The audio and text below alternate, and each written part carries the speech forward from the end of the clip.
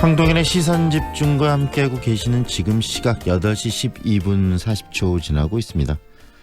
평소 알츠하이머를 앓고 있다는 전두환 씨, 그래서 광주에서 열리는 재판에도 참석할 수 없다는 전두환 씨가 지난달 골프장에서 골프를 치고 있는 영상이 공개가 됐고요. 또 지난 12일에는 12.12 사태의 주역들과 함께 오찬을 하고 있는 모습이 공개가 됐습니다. 지금 세금도 제대로 내고 있지 않고 또 이 범죄에 연루돼 있는 이 전두환 씨가 이렇게 적극적으로 활동하고 있는 모습들이 과연 적절한지에 대한 논란들이 새롭게 일고 있는데요. 현장에 있던, 그리고 현장에서 이 전두환 씨 오찬을 촬영했던 이만솔 정의당 부대표 연결해서 관련 이야기 듣겠습니다. 안녕하세요, 부대표님. 네, 안녕하세요. 이만솔입니다. 네, 골프장에 이어서 이번에는 12일 전두환 씨와 또 그 12.12 사태 주역들의 오찬 자리에 직접 가서 또 촬영도 하셨는데 그 과정 한번 들려주시겠습니까? 어떻게 오찬 자리에 가게 되셨어요? 예, 제가 아직 전두환 씨에 대한 추적과 단죄가 다 끝난 것이 아니기 때문에 세세한 상황을 다 말씀드리기 좀 곤란합니다만, 네. 제가 파악한 어떤 정보와 제보, 그리고 여러 가지 제가 정황들을 종합해서 전두환 씨 추적을 계속해서 이어나가고 있습니다. 이렇게 지속적으로 전두환 씨에 대해서 추적을 하시는 이유, 그리고 단죄가 필요하다고 생각하는 이유는 어디 있으십니까? 우선 제가 속한 당이 정의당 아니겠습니까? 진정한 정의 구현은 전두환에 대한 단죄가 끝나는 것이 정의라고 생각을 해서 이어가고 있고, 또 제가 서대문구의 의원이기 때문에 네. 서대문 연희동 관할에 살고 있는 거주자 전두환에 대한 추적은 저의 소명이라고 생각을 하고 있습니다. 네, 이번에 12.12 사태 주역들의 오찬 영상 많이 또 공개가 됐지만 못 보신 분들도 계실 겁니다. 어떤 모습이 담겼는지 직접 소개 좀 해주세요. 네, 12.12 당일 점심 낮 12시부터 한 2시간 정도를 서울 강남구 압구정동에 있는 아주 고급 중식당에서 전두환과 그리고 최세창, 정호용 등 12.12 그리고 5.18 광주 학살에 책임 있는 그 주역들이 고급 오찬을 즐기는 모습을 제가 확인할 수 있었습니다. 그 자리에서는 제가 평소에 좀 들어보기 힘든 샥스핀이나 네. 불도장, 그다음에 코코넛 제비집 등 이렇게 고급 요리들을 끊임없이 주문을 해서 먹는 모습을 확인했었고, 또 와인도 레드와인, 화이트와인 두 종류를 아주 번갈아 마시면서 전두환씨가 그날 꽤 과음을 많이 하고 좀 취해 있는 모습까지도 확인할 수 있었습니다. 아주 네. 뻔뻔하기 짝이 없는 그런 모습이었습니다. 전 재산이 29만 원밖에 없는 사람이 먹을 수 있는 음식은 아니었겠네요. 네, 그날 참석자가 한 10명 정도 됐었는데 그 코스 메뉴에 없는 요리까지 계속해서 주문을 했기 때문에 그날 한 끼 식사로만 거의 한 300만 원 정도 지출을 한 것으로 저는 현장에서 목격을 했습니다. 네, 이 식당을 나오는 전두환 씨에게 우리 임 부도 대표께서 또 무슨 이야기를 하고 곁에 누군가가 그 부분을 또 막는 그런 장면도 있던데 그 상황도 좀 설명해 주세요. 어떤 상황이었습니까?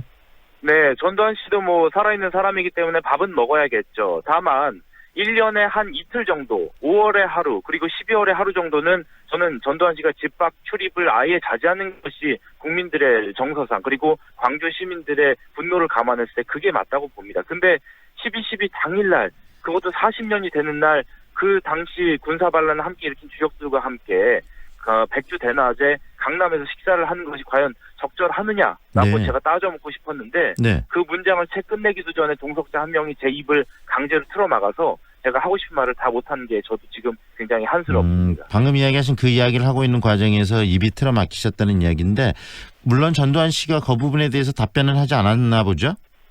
네, 전두환 씨는 제 얘기를 다 듣지도 않고 황급하게 경호원들의 안내를 받아서 차량으로 급히 도주하듯이 이동을 했습니다. 네, 골프장에서도 이만솔 부대표가 직접 전두환 씨를 만나고 문제를 제기하고 세금은 제대로 내야 되지 않겠느냐는 이야기했을 때 당신이 내달라는 말까지 했던 그런 후한무치 워딩들을 하고 그랬었는데 어떻습니까? 이렇게 골프장에서 만나고 그다음 식사 장소에서 전두환 씨를 만나면서 오늘 또 이 전두환 씨 재판이 광주에서 있는데 이렇게 재판에 참여하지 못할 정도로 이 건강상 그리고 건강이 악화돼 있고 알츠하이머를 앓고 있는 것 같던가요? 일단 육체적으로 아무 문제가 없다는 것은 지난달 골프장 영상을 많은 광주 시민들께서 보셔서 이미 잘 아실 것으로 생각을 하고요. 네. 그리고 지난주 12.12 당일 같은 경우는 한 2시간 정도를 전두환 씨가 그 자리에 좌장 혹은 호스트 격으로 쉴 새 없이 떠들고 와인잔을 부딪히고 건배사를 하고 웃고 떠들고 희희낙낙 즐기면서 2시간을 그렇게 와인을 꽤 많이 마셔가면서 술판을 이어갔습니다. 그런데 이게 건장한 성인 남성도 낮에 이제 2시간 동안 이렇게 술을 마셔가면서 요리를 먹고 떠드는 게 쉽지 않은데 지금 89세 전두환 씨가 그런 체력이 있다는 것은 재판을 받으러 올 체력이 안 된다, 기력이 없다는 것은 뻔뻔스럽고 가증스러운 거짓말에 불과하다고 저는 확신하고 있습니다. 네, 알츠하이머를 앓고 있다는 부분에 대해서도 뭐 착한 알츠하이머이기 때문에 여러 가지 뭐 상황들, 뭐 골프는 칠 수 있는데 재판에서 발언을 할 수 없다 이런 이야기도 하고 그러는데 그런 전두환 씨 또 측근들이 이야기하는 내용들 입장문에 대해서는 어떤 생각이 드세요, 부대표님? 저도 그 입장문을 다 읽어봤는데요.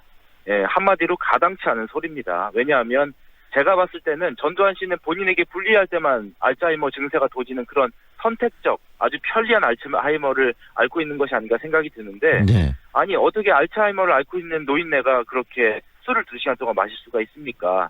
골프장에서 골프를 즐기는 것도 알츠하이머 증세를 완화시키기 위해서 운동 차원에서 갔다고 하는 것인데 그러면 알츠하이머 증세를 완화시키기 위해서 와인을 그렇게 먹어야 됩니까? 저는 말이 안 되는 소리라고 생각합니다.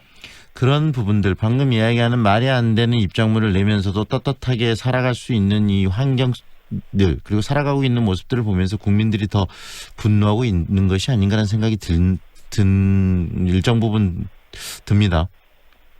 그렇습니다. 이제는 우리 사회가 더 이상 전두환의 저런 뻔뻔스러운 모습을 더 이상 용납하지 말고 지금 즉각 강제 구인을 하고 구속하고 또 유치장에 가두는 것이 우리 사회의 정의가 조금이라도 살아있음을 보여주는 유일한 길이라고 생각합니다. 어떻게 보면 공정한 사회를 만들자고 우리 사회가 이렇게 지금 떠들고 있고 많은 갈등들을 더 공정한 사회를 만들어내기 위해서 갈등도 지금 겪고 있는데 이 전두환 씨 문제에 대해서 너무나 관대한 거 아니냐라는 목소리들이 나오고 있습니다.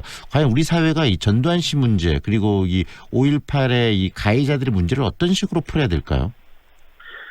우리 5.18은 광주만의 과거가 아니라 대한민국의 아픈 역사이지 않습니까? 근데 이것을 바로잡고 이것을 끝까지 진상을 규명하고 책임자에 대한 처벌을 온전히 이루지 않고서는 대한민국이 앞으로 한 발짝도 나아가기 어렵다고 생각을 합니다. 그래서 전두환과 그 일당들에 대해서 지금 추징금과 세금 등 10원 한 장까지도 탈탈 털어내서 마지막까지 받아내려는 그런 노력이 반드시 필요하고요. 또 전두환 씨가 지금 상당히 고령이지 않습니까? 네. 물론 지금 굉장히 기력이 넘치고 건강하긴 하지만 전두환 씨가 혹시 죽게 되면 그 이후에 추징금을 받아낼 방법이 현재로서는 법적으로 불가능합니다. 그렇기 때문에 국회에서 특별법을 제정하는 노력을 반드시 기울여서 전두환 씨가 설령 사망한 이후에라도 그 가족과 일당과 가신들에 대해서 재산을 모조리 몰수하는 그런 특별법이 반드시 제정돼야 한다고 생각을 합니다. 최근에 대한신당의 이 천정배 의원이 관련한 법안을 발의를 했던데 지금 정의당이나 이런 여러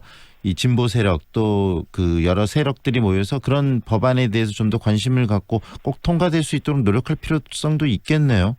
네, 제가 볼 때는 현재 이제 20대 국회가 임기를 얼마 남지 않고 있는데 네. 지금의 국회 지형상으로는 그 법안이 통과되기가 쉽지 않아 보입니다. 저는 20대 국회 말미에라도 지금 몇 개월 안 남은 이 임기 동안에라도 그 법안이 반드시 통과되는 게 필요하다고 보고요. 그게 불가능하다면 21대 국회는 최우선적으로 전두환에 대한 단죄를 하는 법안들이 통과되는 그런 국회 지형이 만들어질 수 있도록 많은 국민들과 광주 시민들께서 힘을 모아주실 필요가 있다고 생각합니다. 결국은 이 국회 지형을 말씀하셨는데 지금 정치권의 전체적인 분위기와 흐름들이 이 지금 보수와 진보들이 갈등하고 있지만 가장 중요한 이 공정함들, 공정사회를 만들어내겠다는 그런 합의들이 지금 이루어지지 못하고 있습니다. 특히 제1야당인 자유한국당의 이런 부분들에 대한 반대도 지금 제대로 된 공정함을 만들어내는데 여러 가지 지금 걸림돌이 되고 있다는 생각도 드는데 그 부분은 어떻게 보세요, 우리 부대표께서는? 네, 그렇습니다. 제가 말씀드린 대로 그런 공정사회를 만들기 위한 그리고 전두환 일당에 대해서 단죄를 할 수 있는 그런 국회를 만들기 위해서는 현재 선거제도 개혁이 반드시 필수적인데 자유한국당이 필사적으로 반대하고 있고 또 더불어민주당도 여기에 대해서 지금 아주 그 뜨뜻미지근한 모습을 막판까지 보이고 있습니다. 여기에 네네. 대해서 많은 국민들이 선거제도 개혁이 온전히 국민들의 민심을 반영하는 국회를 만들 수 있는 그런 공정한 선거제도 개혁이 이루어져야 공정한 사회를 만들 수 있는 21대 국회가 만들어진다는 점을 많은 국민들께서 다시 한번 주지해 주시길 부탁드리고 싶습니다. 네, 앞으로도 이 전두환 씨 추적 계획 계속 가지고 계신다는 말씀도 하셨는데 뭐 저희들에게 소개해 주실 부분들 그다음에 있으면 좀 해주세요. 어떤 식으로 전두환 씨의 문제를 풀어가실 계획이십니까? 네, 제가 전두환 씨가 지금 추징금을 안 내고 있는 부분에 대해서도 계속해서 좀 들여다보고 추적을 하고 있고요. 네. 어떤 분들은 제가 이제 전두환을 추적하는 것이 언제까지 이어질 거냐고 궁금해하시는 분들이 있는데 저는 세 가지 조건을 말씀드리고 싶습니다. 첫 번째, 전두환이 지금이라도 5.18 학살에 대한 책임을 온전히 인정을 하고, 그리고 두 번째, 광주 시민들과 국민들께서 납득할 수 있는 반성과 사죄를 내놔야 됩니다. 그리고 마지막 세 번째, 본인이 스스로 추징금에 대해서, 세금에 대해서 온전히 완납하고 나면은 그때는 더 이상 전두환 씨가 제 얼굴을 볼 일이 없을 것입니다. 네, 여기까지 듣겠습니다. 고맙습니다, 부대표님. 예, 감사합니다. 지금까지 이만설 정의당 부대표와 함께했습니다. 오늘 아침